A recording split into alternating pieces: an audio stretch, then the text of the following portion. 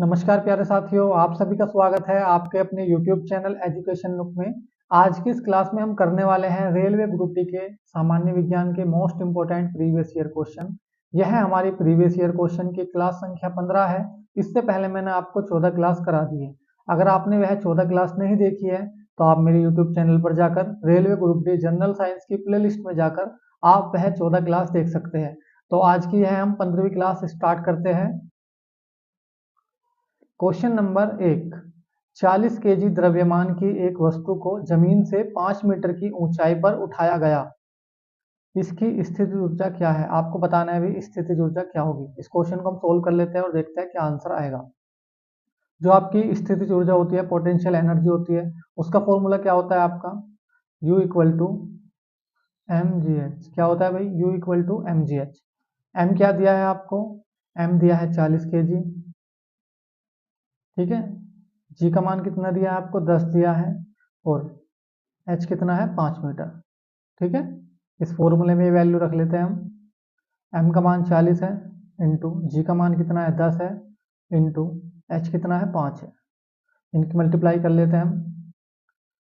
4 पंजे 20 और 2 जीरो हो जाएगी। कितना हो जाएगा भाई? 2000। कितना हो जाएगा? 2000 जूल। तो जो स्थितिज ऊर्जा होगी वो कितनी हो जाएगी? 2000 जूल हो जाएगी। आपका बी ऑप्शन सही हो जाएगा, 2000 जूल। ठीक है, आया समझ आपको? अब अगले क्वेश्चन पर चलते हैं। अब हम क्वेश्चन नंबर 2। इनमें से किस वस्तु के पास गतिज ऊर्जा नहीं है? क्वेश्चन आपको ध्यान से पढ़ना है। क्वेश्चन क्या कहा है? इनमें से किस वस्तु के पास गतिज ऊर्जा नहीं है? आपको 4 ऑप्शन दिए हैं। ए ऑप्शन है बहती हवा, बी ऑप्शन है उठा हुआ हथौड़ा, सी ऑप्शन है आपका लुढ़कता पत्थर और डी ऑप्शन है चलती गोली। तो इनमें से गतिज ऊर्जा किसके पास नहीं है? वो आपका बी ऑप्शन सही हो जाएगा, उठा हुआ हथौड़ा। इसके पास क्या है? इसके पास है आपकी पोटेंशियल एनर्जी मतलब स्थितिज ऊर्जा। क्या है भाई? पोटेंशियल एनर्जी मतलब स्थितिज ऊर्जा। तो आपका बी ऑप्शन सही हो जाएगा क्योंकि इसके पास गतिज ऊर्जा नहीं है। समझ गए? अगले क्वेश्चन पर चलते हैं अब हम। Question number 3। साइकिल चलाते समय ऊर्जा का किस प्रकार रूपांतरण होता है? आपको 4 ऑप्शन दिए हैं। ए ऑप्शन है स्थितिज ऊर्जा पेशीय ऊर्जा में रूपांतरित होती है। बी ऑप्शन है आपका रासायनिक ऊर्जा पेशीय ऊर्जा में और फिर गतिज ऊर्जा में रूपांतरित होती है। सी रासायनिक ऊर्जा यांत्रिक ऊर्जा में रूपांतरित होती है और डी यांत्रिक ऊर्जा गतिज ऊर्जा में रूपांतरित होती है। तो इस क्वेश्चन का जो हमारा सही आंसर हो जाएगा वो बी ऑप्शन सही हो जाएगा। रासायनिक ऊर्जा पेशीय ऊर्जा में और फिर गतिज ऊर्जा में रूपांतरित होती है। ठीक है भाई, आपका बी ऑप्शन सही हो जाएगा इस क्वेश्चन का। अगले क्वेश्चन पर चलते हैं। Question number 4। किसी वस्तु को एक निश्चित ऊंचाई से भूमि पर गिराया जाता है। जब यह भूमि को छूती है तो इसमें होगी। आपको बताने की उसमें कौन सी ऊर्जा होगी। आपको 4 ऑप्शन दिए हैं। ए ऑप्शन है तापीय ऊर्जा, बी ऑप्शन है रासायनिक ऊर्जा, सी ऑप्शन है गतिज ऊर्जा और डी ऑप्शन है आपका स्थितिज ऊर्जा। तो उसके अंदर कौन सी ऊर्जा होगी भाई? गतिज ऊर्जा होगी। आपका सी ऑप्शन सही हो जाएगा। अगले क्वेश्चन पर चलते हैं अब हम। Question number 5। बारिश के दौरान ऊर्जा का किस प्रकार का परिवर्तन होता है? आपको 4 ऑप्शन दिए हैं। ए ऑप्शन है यांत्रिक ऊर्जा गतिज ऊर्जा में परिवर्तित हो जाती है। बी ऑप्शन आपका पेशीय ऊर्जा यांत्रिक ऊर्जा में परिवर्तित हो जाती है। सी ऑप्शन है आपका रासायनिक ऊर्जा गतिशील ऊर्जा में परिवर्तित हो जाती है और डी ऑप्शन है आपका स्थितिज ऊर्जा गतिज ऊर्जा में परिवर्तित हो जाती है। तो जब बारिश की बूंद गिरती है तो उसमें कौन सी ऊर्जा का परिवर्तन होता है? वो होता है आपका स्थितिज ऊर्जा का गतिज ऊर्जा में परिवर्तन। तो आपका डी ऑप्शन सही हो जाएगा। स्थितिज ऊर्जा गतिज ऊर्जा में परिवर्तित हो जाती है। ठीक है भाई, अगले क्वेश्चन पर चलते हैं अब हम। Question number 6। निम्नलिखित में से कौन ऊंचाई के साथ बढ़ता या घटता है? आपको 4 ऑप्शन दिए हैं। ए ऑप्शन है नाभिकीय ऊर्जा, बी ऑप्शन है रासायनिक ऊर्जा, सी ऑप्शन है स्थितिज ऊर्जा और डी ऑप्शन है यांत्रिक ऊर्जा। तो ऊंचाई के साथ कौन बढ़ता है या घटता है? वो है आपकी स्थितिज ऊर्जा। आपका सी ऑप्शन सही हो जाएगा क्योंकि स्थितिज ऊर्जा का जो फॉर्मूला होता है वो क्या होता है भाई? U equal to M G H. ठीक है, क्या होता है? U equal to M G H. अगर हम हाइट को बढ़ाएंगे तो स्थितिज ऊर्जा क्या हो जाएगी? वो भी बढ़ेगी क्योंकि जो स्थितिज ऊर्जा होती है वो ऊंचाई के क्या होती है? समानुपाती होती है। क्या होती है भाई, समानुपाती होती है। तो अगर हम ऊंचाई बढ़ाएंगे तो स्थितिज ऊर्जा भी बढ़ेगी, अगर हम ऊंचाई को घटाएंगे तो स्थितिज ऊर्जा भी घटेगी। ठीक है, आ गया समझ। अगले क्वेश्चन पर चलते हैं अब हम। क्वेश्चन नंबर 7, निम्नलिखित में से कौन से स्थितिज ऊर्जा के उदाहरण है? ए, घर की छत पर रखी एक ईंट। बी, एक घड़ी की स्प्रिंग जब घूमती है। सी, संपीड़ित स्प्रिंग। और डी, जल आपूर्ति प्रणाली के तहत ऊंचे जलाशय में संग्रहित पानी। तो ये सारे जितने भी है चार ऑप्शन आपके, ये चारों के चारों क्या है, स्थितिज ऊर्जा के उदाहरण है। तो आपका डी ऑप्शन सही हो जाएगा, ए बी सी डी। ठीक है, ये चारों के चारों क्या है, आपके स्थितिज ऊर्जा के उदाहरण है। ठीक है, तो आपका डी ऑप्शन सही हो जाएगा। अगले क्वेश्चन पर चलते हैं अब हम। क्वेश्चन नंबर 8, निम्न में से कौन सा कथन गलत है? आपको इन चार कथन में से बताना कि कौन सा गलत है। ए, संपीड़ित स्प्रिंग में स्थितिज ऊर्जा होती है, सही है। बी, उठाए गए हथौड़े में स्थितिज ऊर्जा होती है, ठीक है। पांद के जल में गतिज ऊर्जा होती है। और डी, गतिशील कार में गतिज ऊर्जा होती है। तो इसमें से कौन सा गलत है? आपका सी ऑप्शन गलत है। बांध के जल में गतिज ऊर्जा होती है, ये गलत है। क्योंकि जो बांध का जल होता है उसमें कौन सी ऊर्जा होती है भाई, स्थितिज ऊर्जा। कौन सी होती है? स्थितिज ऊर्जा होती है, पोटेंशियल एनर्जी। ठीक है, तो हमारा सी ऑप्शन ठीक हो जाएगा, क्योंकि ये स्टेटमेंट क्या है आपका, गलत है। अगले क्वेश्चन पर चलते हैं अब हम। क्वेश्चन नंबर 9, दिए गए चित्र से ऊर्जा के शब्द में क्या अनुमान लगाया जा सकता है? आपको चार ऑप्शन दिए हैं। ए ऑप्शन है, दोनों वाहनों में गुरुत्वीय स्थितिज ऊर्जा है। बी, उच्च ऊर्जा का उपयोग कर दो वाहन तेजी से आगे बढ़ रहे हैं। सी, दोनों वाहन यांत्रिक ऊर्जा को पेशीय ऊर्जा में परिवर्तित कर रहे हैं। और डी, दोनों वाहनों में गतिज ऊर्जा है। तो कौन सा ऑप्शन ठीक हो जाएगा इसमें? वो हो जाएगा आपका डी ऑप्शन, दोनों वाहनों में गतिज ऊर्जा है। क्योंकि हमें देखने से क्या लग रहा है भाई, दोनों जो ये वाहन है ये क्या हो रहे हैं, दौड़ रहे हैं, बढ़ रहे हैं आगे। ठीक है, तो इन दोनों के अंदर कौन सी ऊर्जा होगी, गतिज ऊर्जा होगी। तो आपका डी ऑप्शन सही हो जाएगा, दोनों वाहनों में गतिज ऊर्जा है। ठीक है, अगले क्वेश्चन पर चलते हैं अब हम।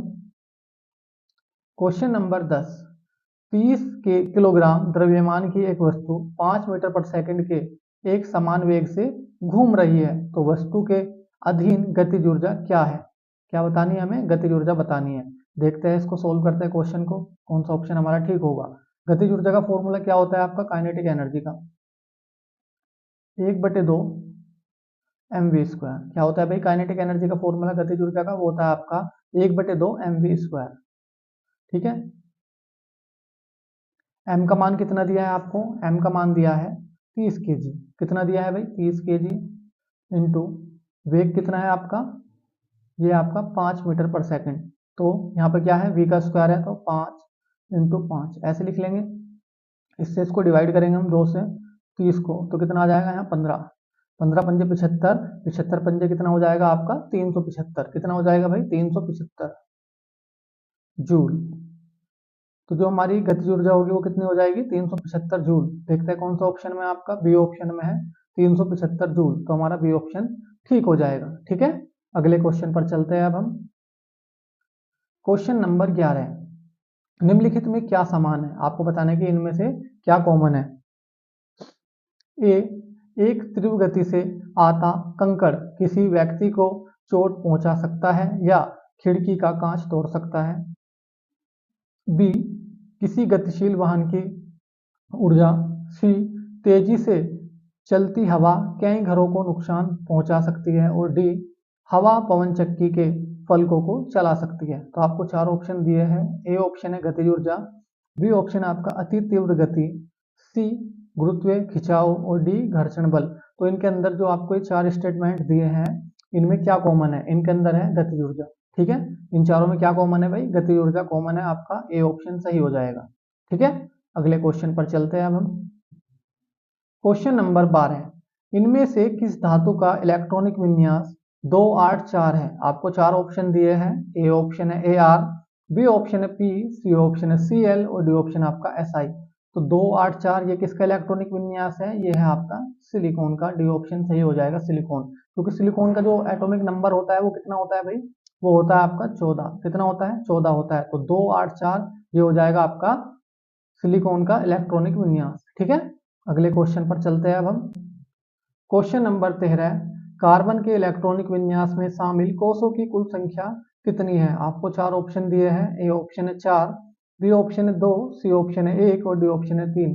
तो कार्बन के इलेक्ट्रॉनिक विन्यास में शामिल कोषों की संख्या कितनी होती है भाई? 2 होती है।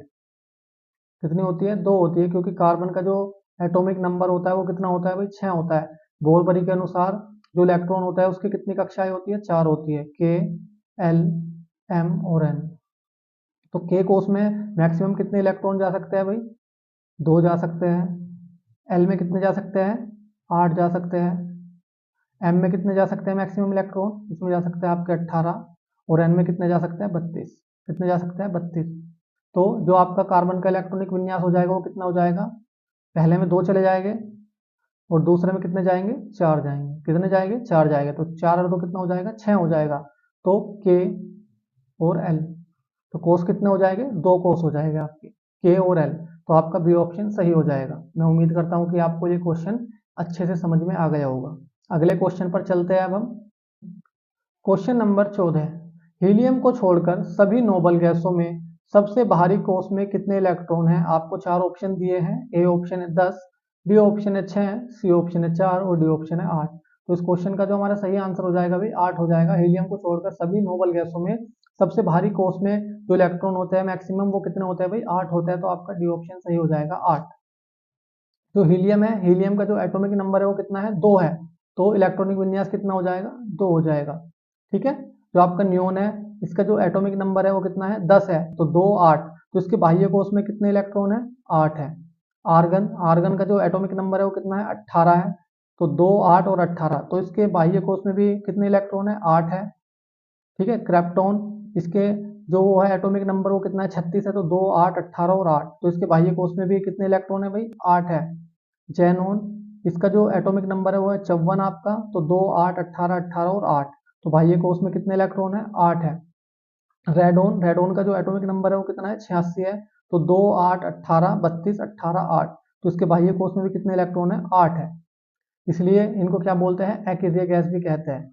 ठीक है, जो आपकी नोबल गैस है इनको अकेरिया गैस भी कहते हैं, क्योंकि इनके जो बाह्य कोष में इलेक्ट्रॉन होते हैं वो कितने होते हैं भाई? 8 इलेक्ट्रॉन होते हैं। समझ गए? इसलिए ये किसी दूसरी गैस से क्रिया नहीं कर पाते, इसलिए इनको अकेरिया गैस कहते हैं। अगले क्वेश्चन पर चलते हैं अब हम। क्वेश्चन नंबर 15, इलेक्ट्रॉनों की वह अधिकतम संख्या जो बाह्य तक कक्षा में रह सकते हैं, मतलब बाह्य कक्षा में रह सकते हैं, डैश है। आपको चार ऑप्शन दिए हैं। ए ऑप्शन है 6, बी ऑप्शन है 4, सी ऑप्शन है 8 और डी ऑप्शन है 2। तो इलेक्ट्रॉनों की वह अधिकतम संख्या जो बाह्य तक कक्षाओं में रह सकते हैं उनकी संख्या कितनी है भाई? 8 है। आपका सी ऑप्शन सही हो जाएगा 8। ठीक है, अगले क्वेश्चन पर चलते हैं अब हम। क्वेश्चन नंबर 16, यदि क्रिप्टॉन की परमाणु संख्या 36 है, एटॉमिक नंबर कितना है? 36 है, तो उसका इलेक्ट्रॉनिक विन्यास होगा। आपको चार ऑप्शन दिए हैं। ए ऑप्शन है 2 18 16, बी 2 8 18 8, सी 2 18 8 8 और डी 2 8 20 6। तो देखते हैं भाई कितना आने वाला है इलेक्ट्रॉनिक विन्यास क्रिप्टॉन का। क्रिप्टॉन का जो परमाणु संख्या है मतलब एटॉमिक नंबर है वो कितना है? 36 है। कितना है? 36 है। तो पहले कोष में कितने मैक्सिमम इलेक्ट्रॉन जा सकते हैं? 2। दूसरे में कितने जाएंगे भाई? 8। तीसरे में कितने जाएंगे? 18। तो इनको जोड़ते हैं कितना हो जाएगा? 8 और 2 10, 10 और 18 कितना हो जाएगा? 28। 28 और 36 में कितने का डिफरेंस आ रहा है? 8 का आ रहा है। यहाँ पर आ जाएगा 8। तो 2 8 18 और 8 ये हो जाएगा आपका क्रिप्टॉन का इलेक्ट्रॉनिक विन्यास। तो देखते हैं कौन सा ऑप्शन में है। ये है हमारा बी ऑप्शन में, 2 8 18 और 8। तो हमारा बी ऑप्शन सही हो जाएगा इस क्वेश्चन का। ठीक है, अगले क्वेश्चन पर चलते हैं अब हम। क्वेश्चन नंबर 17, एक तत्व का इलेक्ट्रॉनिक विन्यास 282 है, तो तत्व का नाम आपको बताना है कि उस तत्व का नाम क्या है जिसका इलेक्ट्रॉनिक विन्यास 282 है। तो आपको चार ऑप्शन दिए हैं। ए ऑप्शन है पोटेशियम, बी ऑप्शन है सोडियम, सी ऑप्शन है मैग्नीशियम और डी ऑप्शन आपका रेडोन। तो 282 किसका इलेक्ट्रॉनिक विन्यास है? वो है आपका मैग्नीशियम का। किसका है? मैग्नीशियम का। मैग्नीशियम का जो एटॉमिक नंबर होता है वो कितना होता है भाई? 12 होता है। कितना होता है? 12 होता है। ठीक है, ये आपको याद रखना है। अगले क्वेश्चन पर चलते हैं अब हम। क्वेश्चन नंबर 18, अधातुओं में आमतौर पर सबसे बाहरी कक्षा मतलब शेल में डैश इलेक्ट्रॉन होते हैं। आपको चार ऑप्शन दिए हैं। ए ऑप्शन है 1, 2 या 3, बी 5, 6, 7 या 8, सी 8, 9 या 10 और डी 10 से 18।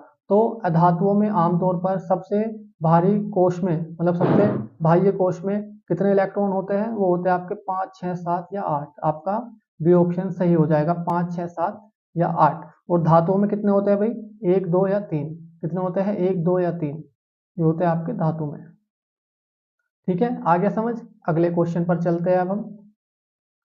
क्वेश्चन नंबर 19, एक ऑक्सीजन परमाणु में कितने संयोजी इलेक्ट्रॉन होते हैं? आपको चार ऑप्शन दिए हैं। ए ऑप्शन है 2, बी ऑप्शन है 6, सी ऑप्शन है 8 और डी ऑप्शन है 16। तो एक ऑक्सीजन परमाणु में कितने संयोजी इलेक्ट्रॉन होते हैं भाई? 2 होते हैं। आपका ए ऑप्शन सही हो जाएगा, 2। क्योंकि जो ऑक्सीजन है इसका जो एटॉमिक नंबर होता है, परमाणु क्रमांक होता है, वो कितना होता है भाई? 8 होता है। कितना होता है? 8 होता है। तो पहले कोष में कितने आ जाएंगे? 2 इलेक्ट्रॉन आ जाएंगे। दूसरे कोष में कितना आएंगे? 6 आएंगे। तो इसको अष्टक पूर्ण करने के लिए कितने इलेक्ट्रॉन की जरूरत है? 2 इलेक्ट्रॉन की जरूरत है, जिसको क्या कहते हैं? संयोजी इलेक्ट्रॉन कहते हैं। तभी तो इसके बाह्य कोष में कितने इलेक्ट्रॉन हो गए? 2 इलेक्ट्रॉन हो जाएगा। तो अष्टक पूर्ण करने के लिए इसको 2 इलेक्ट्रॉन की जरूरत होती है। तो आपका ए ऑप्शन सही हो जाएगा, 2। ठीक है, अगले क्वेश्चन पर चलते हैं अब हम। क्वेश्चन नंबर 20, इनमें से कौन सा धातु का इलेक्ट्रॉनिक विन्यास है? आपको चार ऑप्शन दिए हैं। ए ऑप्शन है 2, 8, 3, बी ऑप्शन है 2, 8, 6, सी ऑप्शन है 2, 8, 4 और डी ऑप्शन आपका 2, 8, 5। तो इस क्वेश्चन का जो हमारा सही आंसर हो जाएगा वो ए ऑप्शन सही हो जाएगा, 2, 8, 3। ये क्या है? आपका धातु का इलेक्ट्रॉनिक विन्यास है। मैंने कैसे पहचाना? मैंने आपको इससे पिछले क्वेश्चन में बताया था कि धातु अधातु कैसे पहचान सकते हैं हम? इलेक्ट्रॉनिक विन्यास से। अगर आपको किसी भी तत्व के इलेक्ट्रॉनिक विन्यास में आपको बाह्य कोष में 1, 2, 3 दिख जाए तो वो क्या होगा? आपका धातु होगा। क्या होगा भाई? धातु होगा। अगर आपको किसी भी तत्व के बाह्य कोश में 4, 5, 6, 7 या 8 दिख जाए तो वो क्या होगा? आपका अधातु होगा। क्या होगा भाई? अधातु। ठीक है, आप ऐसे भी पहचान सकते हो। तो इस जो आपका ए ऑप्शन था 2, 8, 3, तो इसके बाह्य कोश में 3 इलेक्ट्रॉन है। तो किस में आ जाएगा? आपका ये धातु में आ जाएगा। जैसे 2, 8, 6, तो इसके बाह्य कोश में क्या है? 6 है। तो ये क्या हो जाएगा? आपका अधातु हो जाएगा। तो ये किसी अधातु का इलेक्ट्रॉनिक विन्यास है, 2, 8, 6। ऐसे ही 2, 8, 5 ये भी किसी अधातु का इलेक्ट्रॉनिक विन्यास है। 2, 8, 4 ये भी किसी अधातु का इलेक्ट्रॉनिक विन्यास है। तो आपको ये ध्यान रखना है, आप किसी भी तत्व के इलेक्ट्रॉनिक विन्यास से बता सकते हो कि वो धातु है या अधातु है। ठीक है, ये ट्रिक आपको ध्यान रखनी है। समझिए, अगले क्वेश्चन पर चलते हैं अब हम।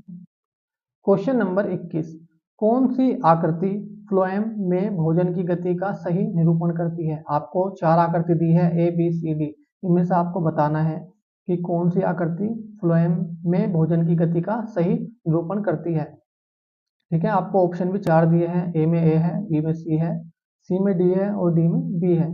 तो इनमें से कौन सी आकृति सही फ्लोएम का निरूपण करती है? वो करती है आपकी सी आकृति। कौन सी करती है भाई? सी आकृति। क्योंकि जो पत्ते हैं, पत्तों से तो क्या बनता है? आपका भोजन बनता है, और वो फिर भोजन कहाँ जाता है? जड़ों में जाता है। तो ये सही आकृति है। तो देखते हैं सी आकृति कौन से में है। तो आपका बी ऑप्शन सही हो जाएगा, सी। ठीक है भाई, समझ गए? आपको चार ऑप्शन दिए थे इसमें, तो आपको बताना था कि फ्लोएम का सही निरूपण कौन सी आकृति करती है। तो वो करती है आपकी सी आकृति, क्योंकि पत्तों से भोजन बनता है और पत्तों से फिर कहाँ जाता है? वो जड़ों में जाता है। ठीक है, तो आपका बी ऑप्शन सही हो जाएगा, सी आकृति। अगले क्वेश्चन पर चलते हैं अब हम। क्वेश्चन नंबर 22, इनमें से किस प्रकार की कोशिकाएं पादपों में संवहनी उत्तक का भाग नहीं होती? आपको चार ऑप्शन दिए हैं। ए ऑप्शन आपका कोलन कायमा, बी ऑप्शन आपका संवाहिका, सी ऑप्शन आपका वाहिका और डी ऑप्शन आपका पैरेन्काइमा। तो आपको क्या बताना था कि इनमें से किस प्रकार की कोशिकाएं पादप में संवहनी उत्तक का भाग नहीं होती? तो वो है आपका कोलन कायमा। कोलन कायमा आपकी संवहनी उत्तक का भाग नहीं होती है। ठीक है, तो आपका ए ऑप्शन सही हो जाएगा। अगले क्वेश्चन पर चलते हैं अब हम। क्वेश्चन नंबर 23, निम्न में से क्या जाइलम वाहिकाओं को जलरोधी बनाता है? आपको चार ऑप्शन दिए हैं। ए ऑप्शन है सेलुलोज, बी ऑप्शन आपका क्यूटिन, सी ऑप्शन आपका सुब्रिन और डी ऑप्शन आपका लिग्निन। तो क्या था क्वेश्चन? निम्न में से क्या जाइलम वाहिकाओं को जलरोधी बनाता है? तो वो है आपका लिग्निन। ठीक है, आपका डी ऑप्शन सही हो जाएगा, लिग्निन। अगले क्वेश्चन पर चलते हैं अब हम। क्वेश्चन नंबर 24, पौधे अपने अपशिष्ट उत्पादों को किन विभिन्न भागों में संग्रहित करते हैं। क्वेश्चन क्या है, पौधे अपने अपशिष्ट उत्पादों को किन विभिन्न भागों में संग्रहित करते हैं, मतलब स्टोर करते हैं। आपको चार ऑप्शन दिए हैं। ए ऑप्शन है आपका रसधानियों, छाल और लाइसोसोम में। बी ऑप्शन आपका पत्तियों, लाइसोसोम और अवर्णिक लवक में। सी लाइसोसोम, फलों और अवर्णिक लवकों में। और डी पत्तियों, रसधानियों और पुराने जाइलम में। तो इस क्वेश्चन का जो हमारा सही आंसर हो जाएगा डी ऑप्शन सही हो जाएगा, पत्तियों, रसधानियों और पुराने जाइलम में जो पौधे होते हैं वो अपने अपशिष्ट उत्पादों को स्टोर करते हैं। ठीक है, आपका डी ऑप्शन सही हो जाएगा। अगले क्वेश्चन पर चलते हैं अब हम। क्वेश्चन नंबर 25, फ्लोएम पौधों का संवहनी उत्तक होता है जो डैश का परिवहन करता है। आपको बताना है कि जो फ्लोएम होता है वह एक संयोजी उत्तक होता है जो डैश का परिवहन करता है। आपको चार ऑप्शन दिए हैं। ए ऑप्शन है जल, बी ऑप्शन है गैसों, सी ऑप्शन है ऑक्सीजन और डी ऑप्शन है पोषकों। तो जो फ्लोएम होता है वह पौधों का एक संवहनी उत्तक होता है जो पोषकों को परिवहन करता है। आपका डी ऑप्शन सही हो जाएगा, पोषकों। ठीक है, न्यूट्रिशन। तो मैं आशा करता हूँ कि आपको ये 25 के 25 क्वेश्चन अच्छे से समझ में आए होंगे और मेरी वीडियो अच्छी लगी होगी।